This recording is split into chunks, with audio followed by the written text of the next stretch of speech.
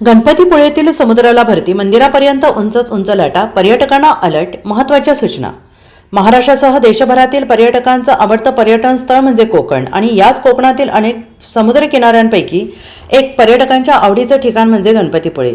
नवरा माझा नवसाचा या चित्रपटानंतर महाराष्ट्राच्या कानाकोपऱ्यात हे पर्यटन स्थळ आणि हा समुद्रकिनारा आणि येथील गणपती बाप्पा पोहोचले. त्यामुळे दरवर्षी हजारो पर्यटक गणपतीपुळेला भेट देतात. मुंबईसह कोकणात गेल्या 4 दिवसात पावसाने दमदार हजेरी लावल्याने समुद्राला भरती आली असून मुंबईसह कोकणच्या समुद्रकिनाऱ्यांना अलर्ट देण्यात आलाय.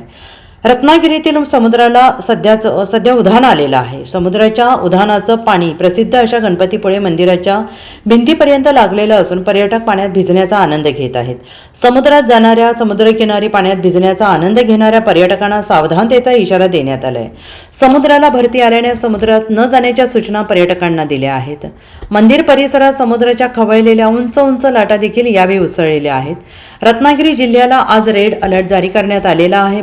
मात्र सध्या पावसानं विश्रांती घेतलेली आहे. गणपतीपुळे मुख्यतः गणपतीच्या जुन्या मंदिरासाठी ओळखलं जातं, जे मुख्य आकर्षण आहे. महाराष्ट्राच्या कोकण किनारपट्टीवरील गणपतीपुळेमध्ये आकर्षक समुद्रकिनारा आहे. समुद्रकिनारा आणि गणपती मंदिरासह इथे विविध पर्यटन स्थळे आहेत. गणपतीपुळेपासून सुमारे 2 किलोमीटर अंतरावर मालगुंड हे प्रसिद्ध कवी केशवसुतांचे जन्मस्थान असून गावामध्ये त्यांचे स्मारक आहे. Bureau report, SPN Marathi, Ganpatipule.